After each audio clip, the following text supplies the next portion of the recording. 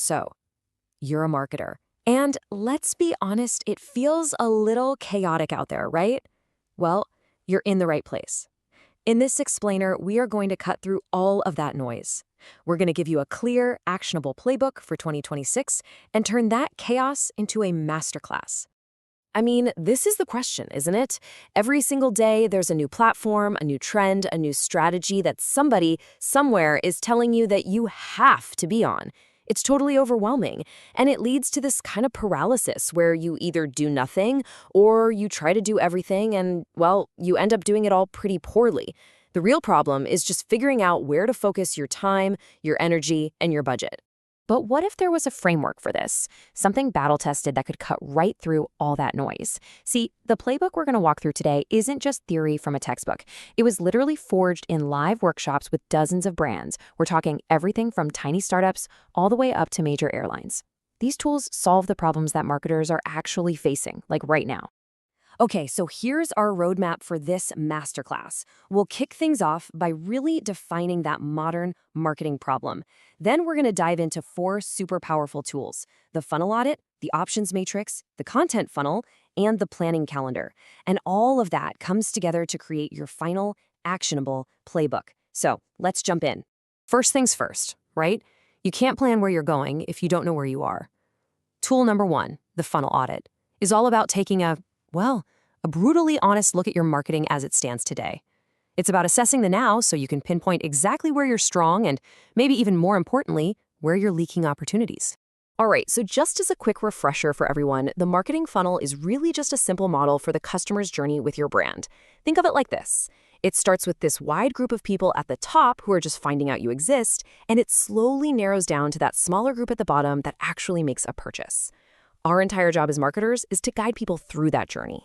And we can break this journey into 3 really simple stages. At the top, you've got awareness. This is all about generating attention. Plain and simple. How do new people find out about you? Then, in the middle, you have consideration. Okay, you've got their attention, now what? How do you educate them, nurture that interest, and build a real connection to your brand? And finally, at the very bottom is conversion. How do you actually ask for the sale and, close the deal?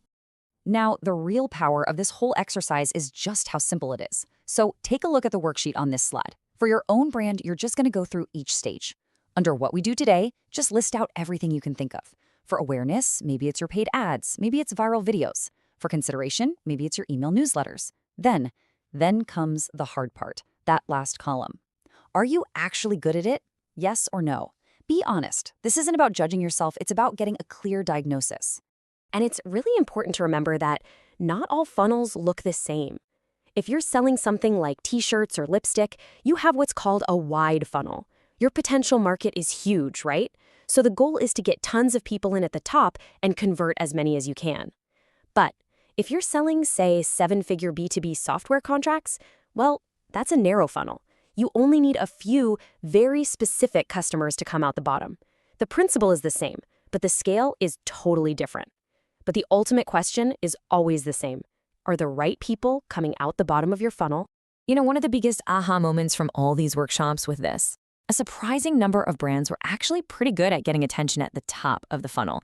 They had decent social media followings, pretty good brand awareness, but their real problem? They were failing at the bottom. They just weren't asking for the sale aggressively or even effectively enough. So if your own audit shows a weakness at the bottom, here are some really concrete tactics to think about. Are you using SMS marketing to drive people to buy right now? Are your email campaigns actually focused on conversion? If you have a sales team, are their materials really sharp? Are you actively selling in places like Instagram stories or broadcast channels? I'm telling you, this is where so many brands are leaving a ton of money on the table. Okay, this leads us perfectly into tool number 2. So once you've audited your funnel and you've found the leaks, the next logical question is, well, what do you do about it? This is where the options matrix comes in. It's a framework to help you strategically choose your next big move from that sea of endless possibilities we talked about. At the heart of most marketing teams, there's this fundamental conflict. On one side, you've got the safe bet. These are things like Meta ads or Google ads. They're measurable, they're mathematical, they're super easy to get your CFO to approve because you can track the ROI directly. But then on the other side, you have the plunge of faith. These are the big awareness plays that are way harder to measure, but they're often what's necessary to get to the next level of growth. And this matrix is just a brilliant way to visualize that conflict. We can map every possible marketing idea onto this simple 2x2 grid.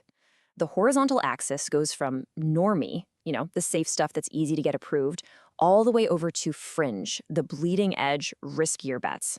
And the vertical axis goes from sales, things with a direct, measurable ROI, up to awareness, the stuff that builds your brand for the long haul. So let's map some real-world tactics onto this thing to make it clear. In that Normie sales box, you have the absolute classics: wholesale, email, Google, and Meta ads. Easy stuff. Then in the Fringe sales box, things get a little more interesting.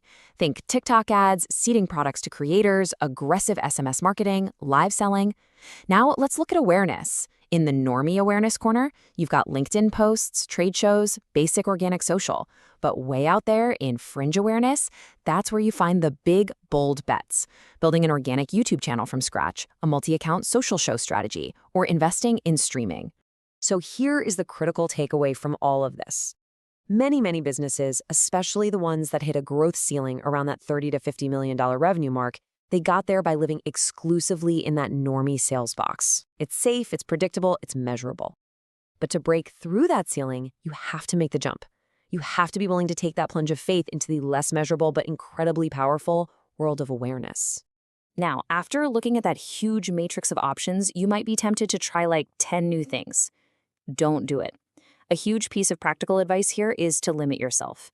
Even a massive team can probably only execute 1 or 2 major new initiatives really well in a single year. So use this matrix and your funnel audit to pick those 1 or 2 strategic bets and then pour all of your energy into them. Okay, so now we know what we need to focus on.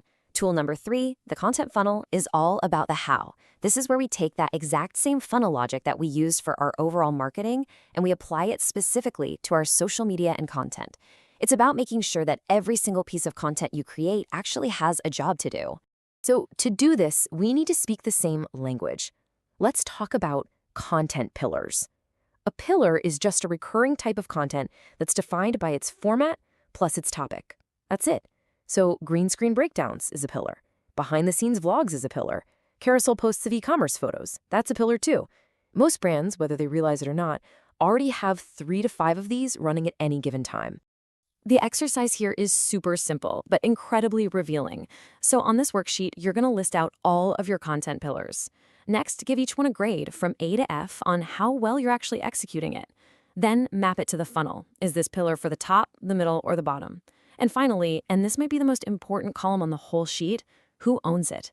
Assigning a specific person to each pillar is the only way to make sure that action actually gets taken. Let's look at how this works in the real world, using the source creator's own content as a perfect example. His top of funnel pillar is product reviews. These generate millions of views from a really broad audience of people just interested in what to buy. Then his middle funnel pillar is marketing education videos. These videos nurture the specific audience that graduated from the top, people who are really interested in brand strategy. And finally, his bottom of funnel content is all about brand deals and driving email signups, directly converting his most dedicated fans. You see how each pillar has a totally distinct job? Okay, we've assessed our funnel, we've chosen our strategic bets, and we've aligned our content. Now for the final tool, number 4, the planning calendar. This is where we bring everything, and I mean everything, together and turn our strategy into a concrete, time-based yearly roadmap. This is where the plan actually becomes real. We build this calendar out in layers. The very first layer is culture. Go through the year, month by month, and plot out all the huge cultural moments that your brand could authentically jump into. We're talking about the Super Bowl, Valentine's Day, back to school, the Olympics, the World Cup. When you're prepared for these moments, you can capture the zeitgeist and stay relevant. All right, the second layer is your industry. So on top of those broad cultural moments, you're going to add the events that are specifically important to your business and your target customer. This could be major trade shows like CES, specific fashion weeks, or even festivals like Coachella if that's where your audience hangs out. This adds a whole other level of relevance to your plan. And this third layer, this one is the absolute game changer, your own performance data. Pull up your sales data from last year and create a heat map. Which months were red hot? Which were cold?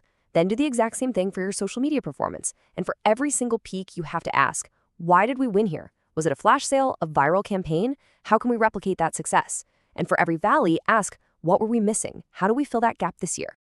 And here it is. This is where it all comes together into one master view. Just look at how the different layers build on each other. You've got culture, industry, and your own data all mapped out. Now you can strategically place your own product launches and campaigns.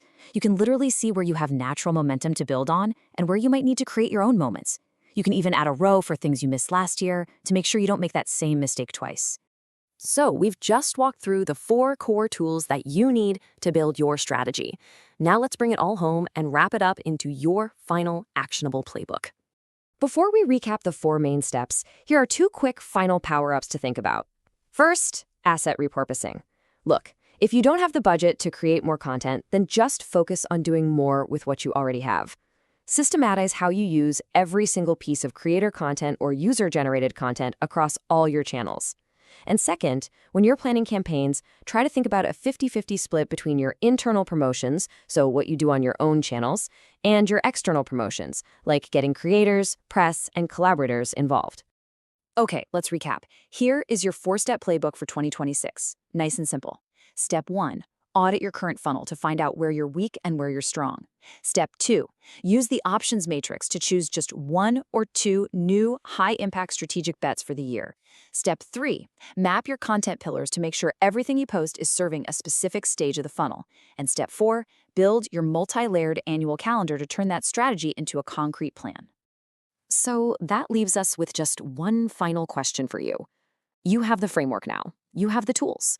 Looking at your business through this brand new lens, what is the single most important move that your new playbook is screaming at you to make first? That's your starting point. Go do it.